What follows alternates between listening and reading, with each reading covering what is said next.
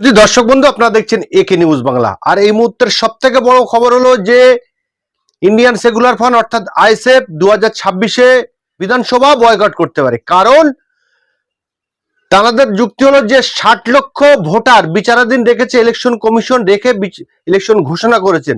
এই 60 লক্ষ ভোটারকে যতদিন না ভোটার লিস্টে নথিভুক্ত করা হচ্ছে ততদিন যাতে ভোট না হয়, এই মর্মে ইন্ডিয়ান সেকুলার ফ্রন্ট আজকে দলীয় কর্মীদের নিয়ে আলোচনা করছেন যে সত্যি সত্যি কি তারা 26-এ বিধানসভার বয়কট করবেন।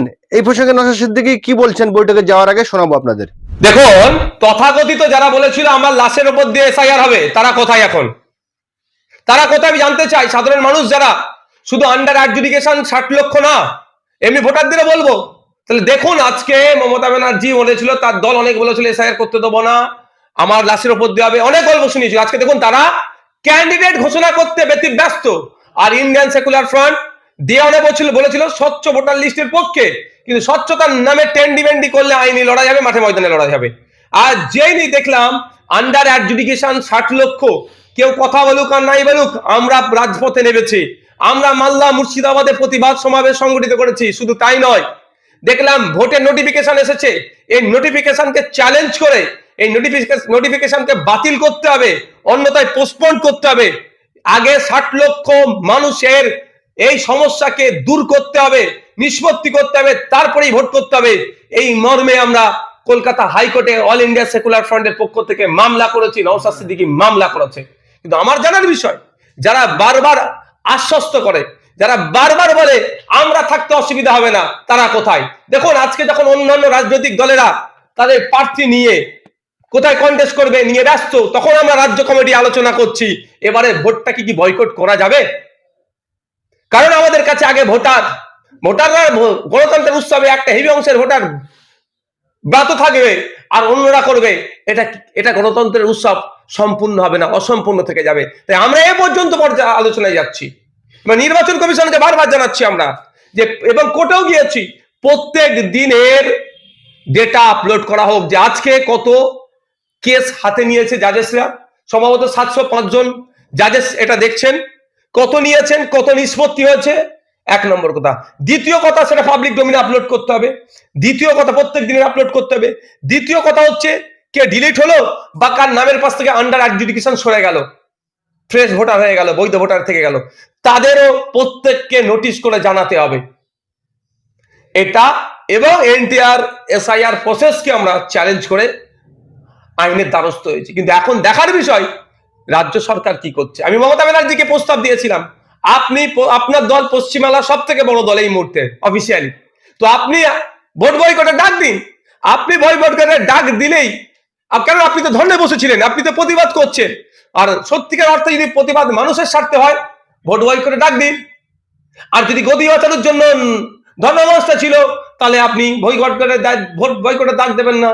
ডাক দিবার ভোট বয়কটে ডাক দিবার বলেছিলাম যে আপনার পাশে কেউ থাকুক আর নাই থাকুক, নওশাদ সিদ্দিকী থাকবে, আইএসএফ থাকবে। এই ইস্যুতে পশ্চিমবাংলার ভোটারদের ভোটাধিকার কেড়ে নিচ্ছে আর্টিকেল 326, যে রাইট এক্সারসাইজ করতে দিচ্ছে না, এক্সারসাইজ যাতে করতে পারে সেই মর্মে ভোট বয়কট করছে, যাতে নির্বাচন কমিশন চাপে পড়ে।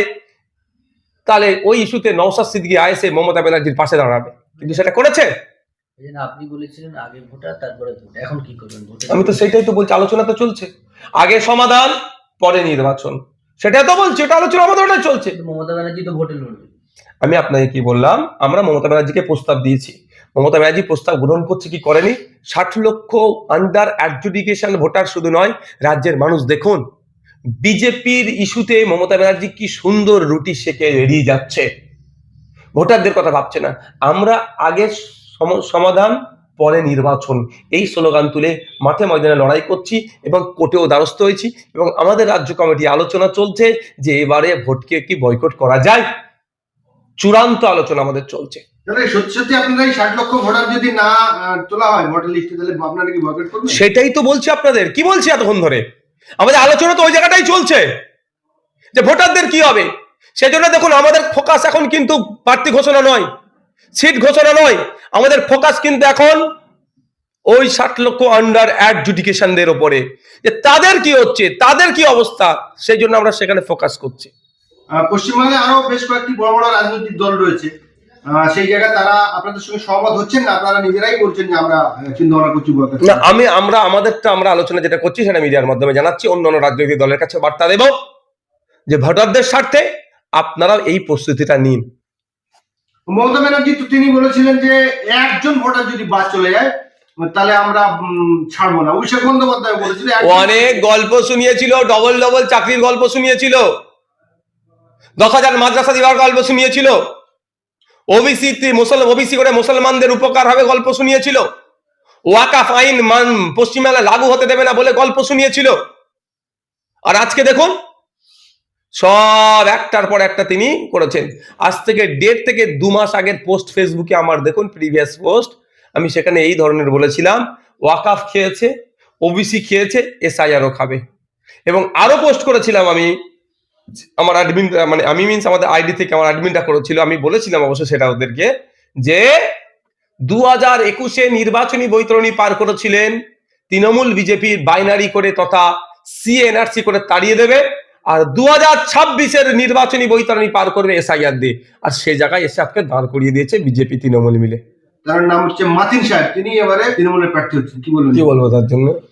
মুফতি মৌলানা আব্দুল মাতিন সাহেব, যিনি অনেক সামাজিক কাজ করেন, ধর্মীয় কাজ করেন, এটা অস্বীকার করার কোনো জায়গা নাই, তিনি তৃণমূলের ঝান্ডা ধরেছেন। এই মুফতি আব্দুল মাতিন সাহেব এবং তার দাদা মুফতি আব্দুল কাইয়ুম সাহেব একটা সময় ইন্ডিয়ান সেকুলার ফ্রন্টকে নিয়ে অনেক খিল্লি করেছিল, রাজনীতিকে নিয়ে অনেক খিল্লি করেছিল, অনেক কুকথাও বলে ফেলেছিল বিরোধিতা করতে গিয়ে। তাহলে কি এখন অনেক ফতোয়া দিয়েছিলেন, তাহলে কি এখন তিনি তার দেওয়া ফতোয়াতে কোন জায়গায় দাঁড়াচ্ছেন?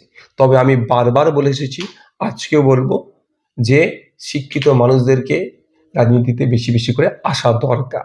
তবে এটুকু বলতে পারি, ঠিক যেমন আমার ভাইজান পীরজাদা কাসেম ভাইজান পচা সম্মুখে পা কেটেছে, দল চয়নের ক্ষেত্রে তার আরো ধৈর্য ধরা দরকার ছিল, বিবেচনা করার দরকার ছিল। আজকের দিনে বলবো তৃণমূল কংগ্রেসকে চয়ন করার ক্ষেত্রে মুফতি আব্দুল মাতিন সাহেবের একটু বিবেচনা করা দরকার ছিল। কারণ একটা তৃণমূল কংগ্রেস একটা বড় পলিসি হচ্ছে এটা, যার এই আব্দুল মাতিন সাহেবরা দেখুন বিভিন্ন সময়ে মুসলিম ইস্যুতে তারা প্রতিবাদ করেছেন, কিন্তু লাস্ট বেশ কয়েকটা বছর আমরা অদ্ভুতভাবে লক্ষ্য করছিলাম, হরিয়ানাতে কিছু হলে, গুজরাটে কিছু হলে, অসমে কিছু হলে, ত্রিপুরায় কিছু হলে, উত্তরপ্রদেশে কিছু হলে, মুসলমানদের উপর অত্যাচার হলে এনারা খুব সুন্দর করে প্রতিবাদ করতেন মুসলিম জাতির হয়ে। কিন্তু ওয়েস্ট বেঙ্গলে মুসলমানদের ওপরে যে প্রতিনিয়ত তৃণমূল কংগ্রেসের সরকার দ্বারা কোনো সময় পুলিশের অত্যাচারে কাস্টোডিয়াল ডেথ হচ্ছে, থানার মধ্যে লকআপে ডেথ হয়ে যায়, পিটিয়ে মেরে দিচ্ছে, জেলে পিটিয়ে মেরে দিচ্ছে, আনিস থেকে তামান্না বা তিলোত্তমা বা যা কিছু, স্পেসিফিক যদি বলি মুসলমানদের যে দুরবস্থা চলছে, ওবিসি নিয়ে সব থেকে বড় শিক্ষিত মুসলমানদেরকে ধ্বংস করলো, যে রঙ্গনাথ মিশ্র কমিশনের সুপারিশকে পুরো ধ্বংস করে দিল, তা নিয়ে কিন্তু এই ধরনের যারা সমাজসেবী বা রিলিজিয়াস যারা লিডার বলে দাবি করে নিজেদেরকে, বা স্কলার বলে নিজেদেরকে দাবি করে, অদ্ভুতভাবে কিন্তু এরা চুপ ছিলেন। হয়তো চুপ থেকে কোনো একটা জায়গায় বার্তা দিতে চাইছিলেন যে আমি তো তোমাদেরই লোক, প্রয়োজনে তুমি আমাকে ব্যবহার করতে পারো। তাহলে আমার এইটুকুই বলবো সাধারণ মানুষের কাছে, যে দেখুন যে সংবিধানে মানুষের কন্টেস্ট করার পূর্ণ স্বাধীনতা আছে, যে যেখান থেকে ইচ্ছা কন্টেস্ট করুক, শুধু এতটুকুই বলবো মানুষ চেনার চেষ্টা করুক।